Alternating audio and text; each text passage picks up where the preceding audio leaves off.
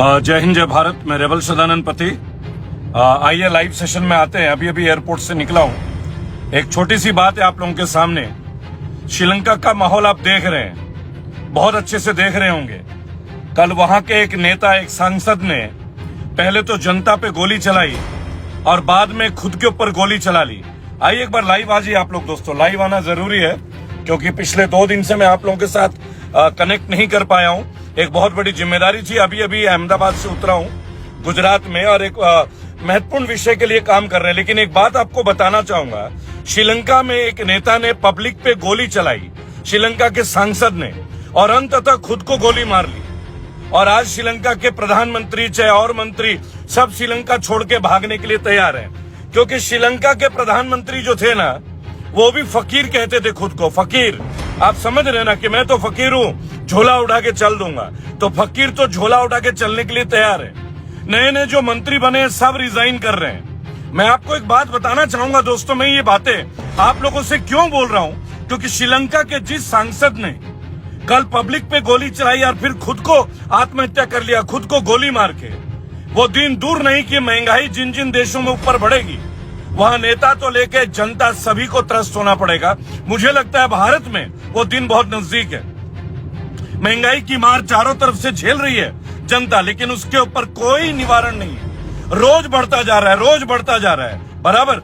लेकिन क्या है ना, अभी नया ड्रामा चल रहा है, बुलडोजर। दोस्तों दिल्ली में न्यू फ्रेंड्स कॉलोनी में बुलडोजर चला। पता है कैसे चला?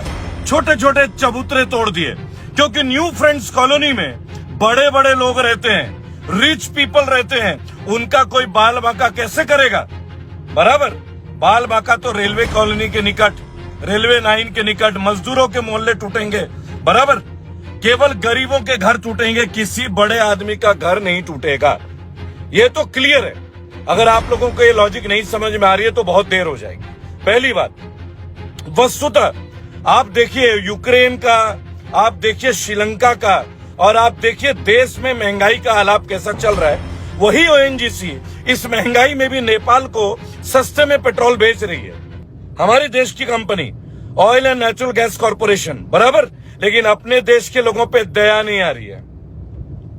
जीएसटी बोल के चिल्लाने वाले इतने बड़े बड़े नेता, हमारे प्रधानमंत्री, हमारे पेट्रोलियम मिनिस्टर, अभी भी डीजल पेट्रोल को जीएसटी में लाके तैयार नहीं है।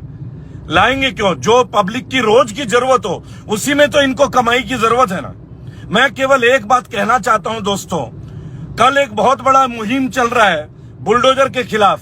लेकिन अगर ये बुलडोजर चल रहा है तो केवल गरीबों पे क्यों चल रहा है? ये बड़े लोगों पे क्यों नहीं चल रहा है? किस बड़े? देखिए योगी जी ने बोला है सब अधिकारी अपना डिटेल दे दीजिए, कितनी पूंजी है, कितनी प्रॉपर्टी है। आया कुछ डिटेल आप लोगों के पास? आया? अरे दोस्तों, जितना भी कॉन्ट्रैक्टर है ना आज की डेट में, ये एमएलए एमपी लोगों के रिश्तेदारों की कंपनी है। अपने बच्चे, अपने दामाद, अपनी बेटी, अपने फूफा, अपने मौसा, अपने मामा के नाम के कंपनी बना के ये लोग देश का सारा टेंडर ले रहे हैं। और जो देश के ठेकेदार थे वो गए। आज एक रिपोर्ट हम लोगों ने कुछ दिन पहले पढ़ा कि जेवर क्षेत्र में 33% किसान जमीन देने के लिए तैयार। एक नंबर का फेक रिपोर्ट है, मैं आपको बता रहा हूं, झूठी रिपोर्ट है। कोई भी किसान नहीं देना चाहता इस मुआवजे में। सर्कल रेट का 4 गुना मुआवजा, हर किसान की अपना अधिकार है।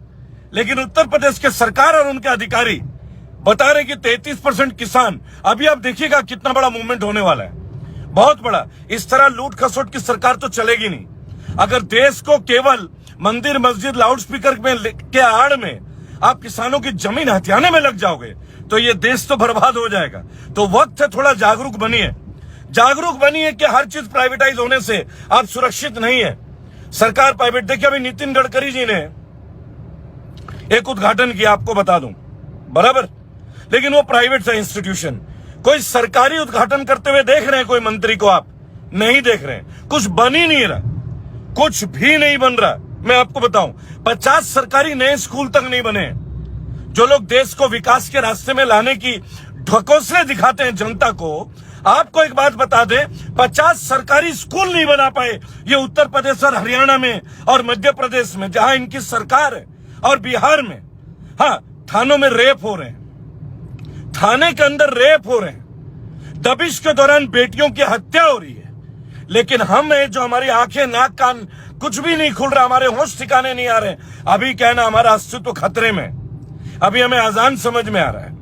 नवनीत राणा जब हनुमान चालीसा का पाठ कर रही थी सड़क के ऊपर, तब वो हिंदू महिला थी, और जब वो पुलिस थाने में गई तो वो दलित बन जाती है। ये गजब का ट्रांसफॉर्मेशन है, गजब का ट्रांसफॉर्मेशन है। लव जिहाद के ऊपर बात करने वाली भाजपा धर्मेंद्र को टिकट देती है, जो हेमा मालिनी से शादी करने के लिए मुसलमान बन जाते हैं। अरे कहीं पे कोई एक स्टैंडर्ड ऐसा भी तो हो जो हमें भी लगे कि नहीं, देश हित में कोई बात ऐसी भी हो रही है।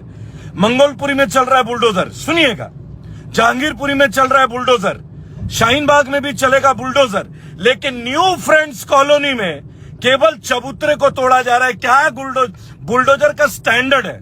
क्यों? क्योंकि नेताजी के रिश्तेदारों की, आपको पता है ना न्यू फ्रेंड्स कॉलोनी में जमीन की, फ्लोर की, प्लॉट की क्या कीमत है। आप कैसे हाथ दे देंगे, कैसे हाथ दे देंगे? बीजेपी के दिल्ली के अध्यक्ष के घर के बाहर चबूतरा बाहर है, तो उन्होंने क्या बोला, यहां पब्लिक आके बैठती है।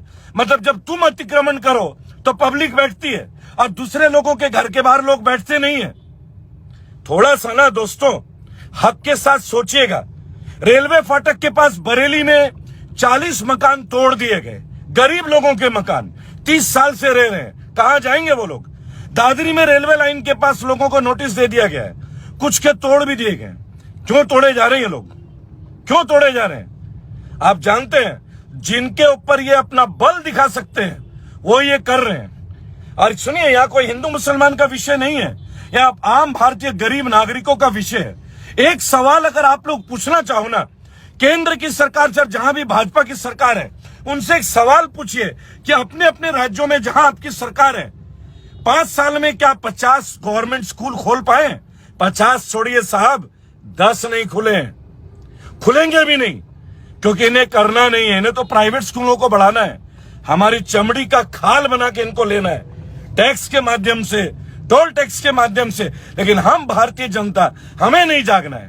क्यों? क्योंकि हमें तो लाउड स्पीकर, हमें तो अजान है ना, सारे जहां से अच्छा हिंदोस्तान हमारा। सुनिएगा, लिखने वाले एक मुस्लिम, समझ गए ना दोस्तों क्या कहना चाहता हूं? अरे हिंदू मुस्लिम के विवाद से ना थोड़े बाहर आ जाइए। हमारे आपके घर के बच्चे डेफिनेटली खतरे में आ गए, महंगाई के जद में आ गए, मनमानी के जद में आ गए, बेरोजगारी के जद में आ रहे। लड़िए अपने बच्चों के लिए, नहीं तो हमारी नेक्स्ट जनरेशन कहेगी कि आपके आंखों के सामने अत्याचार हो रहा था, आप लोग गूंगे बहरे बन के बैठे हुए थे, तब क्या जवाब दीजिएगा? आपको क्या लगता है हम भाजपा का विरोध करते हैं? कतई नहीं करते, बिल्कुल नहीं करते। हम बस अपने देश हित के बारे में सोचते हैं कि जो कदम अच्छा करेंगे तारीफ करेंगे, लेकिन आपने 50 सरकारी स्कूल नहीं बना पाए। सोचेगा दोस्तों, अगर उचित लगे ना तो समर्थन दीजिएगा। जय हिंद, जय भारत।